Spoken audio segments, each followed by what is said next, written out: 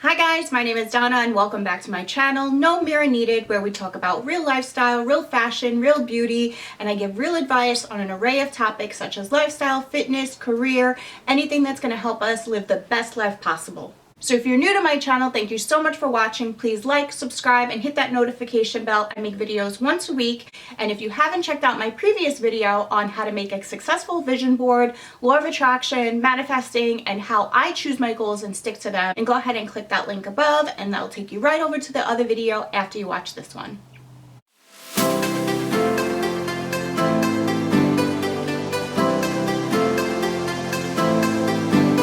So this video is good for anyone who is just starting off in the workforce. Maybe you're still in college and you have an entrepreneurship. Maybe you've never been in the work field before and you've never had a job and you're not sure exactly what you need to do when you get there. Or you've been in the work field for a really long time and you've just gotten a little complacent. Maybe you're not getting along as good as you'd like with your boss. These 5 tips will really help you get along better with your employer and your coworkers. So let's go ahead and get started. So tip number 1 may sound so obvious, but maybe it's not so crystal clear to most, but that is be on time. Do not be late. Employers hate nothing more than someone who is late all the time. This is essential to having a good rapport with your boss.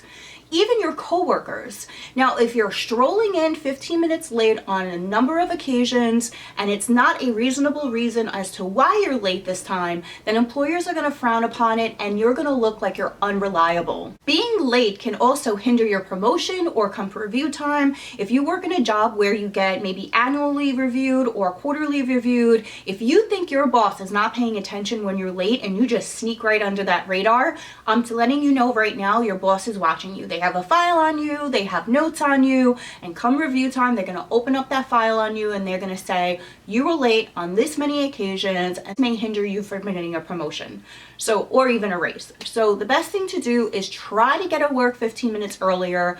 Get yourself ready, prepare the night before if anything, and try to come in on time early, at least 15 minutes early. So just in case something is happening on that day that you're not aware of and your boss needs you to step in an emergency, you are ready and you are prepared to start your day. This can also affect your relationship with your coworkers, because if you work at a job where if you're not there, your workload is going to be on someone else, they are going to start to resent you because now they have to do their job and your job because you're chronically late.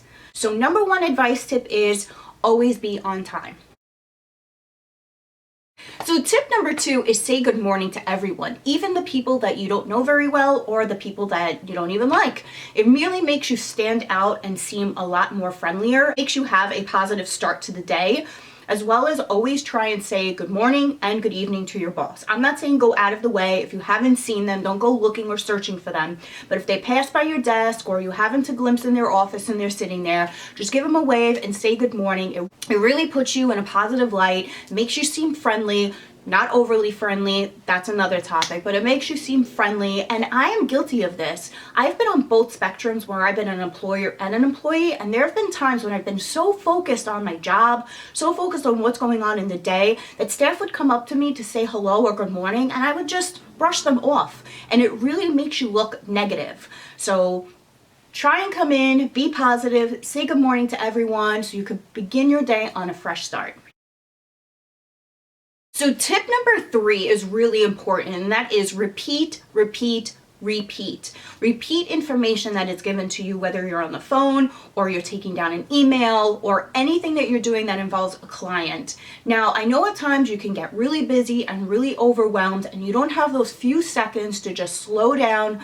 Maybe you are an administrator and you're taking client information on the phone, or just in the workforce in general, we tend to rush and make a lot of mistakes. And there's nothing worse than giving an employer a message and the name is wrong, the phone number is wrong, the information is wrong, the email is wrong, and now your employer has no way of getting in touch with this person because it was your job and your responsibility to take down the correct information.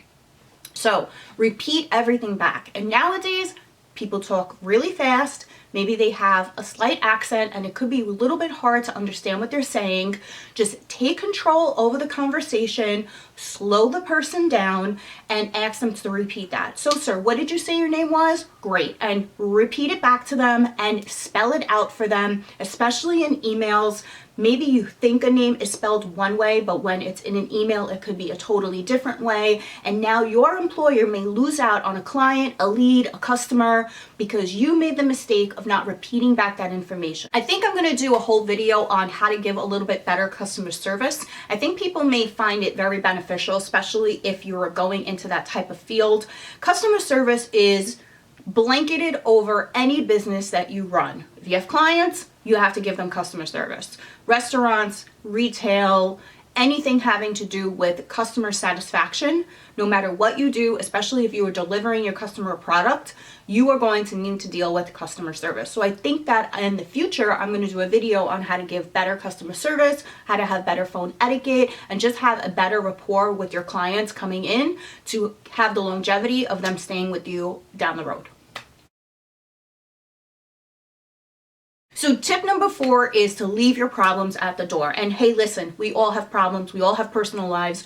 We all have things that we're dealing with on a regular basis that may creep into our work environment. I mean, we are at work more than we are at home half the time. And we see the people that we are working with more sometimes than we see our own families. And we become very close to them. They become like our second family. But there is a moment in time where you cannot let those personal issues creep into your work environment. If you're having a fight with your husband and you're getting overwhelmed, you're getting emotional, and you're catching yourself crying at your desk, get up, go to the bathroom, take 5 minutes to regroup yourself, wash your face, come back fresh, because employers hate nothing more than see you being over emotional at work. This gives you a little bit of a sign of weakness, and that is going to hurt you in the longevity of your career. It's going to make you look like you can't take on too much at one time, and that you can't split your personal life with your professional life. And this may sound a little bit negative, but other coworkers are watching you. They want you, not all of them, some of them want you to fail because maybe they want your job, they want to get you out of there, maybe they want your position, maybe they just don't like you. And in that moment, that small moment of weakness, they may use that against you further down the line. So I know that may sound a little bit negative, but that is the reality that we live in sometimes. And hey, that's not to say you can't have any friends at work. That's my tip number 5. You can absolutely have friends at work, but don't overshare your personal life with people in your workforce. Keep those lives separate. Don't overshare with your boss. It's not his business what you do behind your closed doors in your house. I'm not saying that you cannot build those relationships with people at work. You absolutely can. You should build a very small group of people that you could trust. Someone who is in that boat with you and that you know has your back at all times. And we all want to have those rapports with our relationships with people. And we absolutely should be able to share and bring others into our personal life. And that is absolutely fine. Just be selective with what you are sharing and with whom. So my bonus tip and tip number 6 is stop being a yes man. And this can go for 2 examples. Example number 1 is stop saying yes to everyone and taking on multiple projects and spreading yourself too thin. We have a tendency of always feeling obligated to do everything everyone asks of us. So be selective and choose those projects wisely so that the quality of your work does not get compromised. And the second example is stop yesing your boss to death. Employers hate nothing more than someone that just always agrees with them. Let's say your boss gives you a project to do that you've never done before. And he asks you, have you ever done this before? And you say, yes. Meanwhile, you have no idea what to do. Try instead say, no, I've actually never done this before, but I'm willing to try and I think that I can get it done. So when you work on your own, you research how to do it, you then deliver, boss will look at you in a good light because you turned out to be a hero. You were able to get the project that he gave you done. You did it in a timely manner. You didn't ask for help, and you were humble enough to say you didn't know how to do it, but then you got it done. Now, let's say you didn't give that information to him and you yesed him and you said, yeah, absolutely know how to do that. I've done that before, and you've never done it.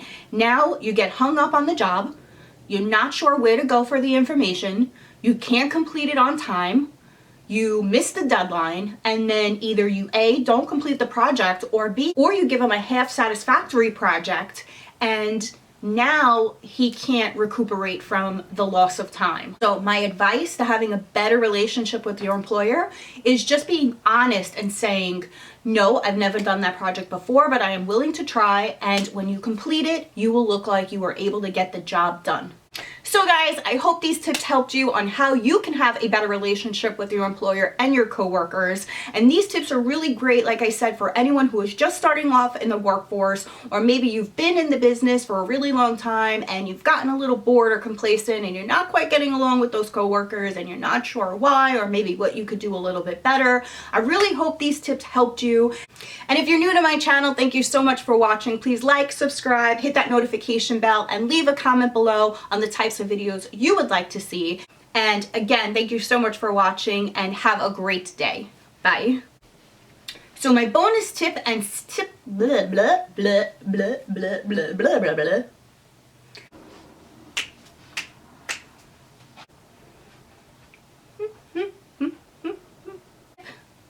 Why is this a piece of hair always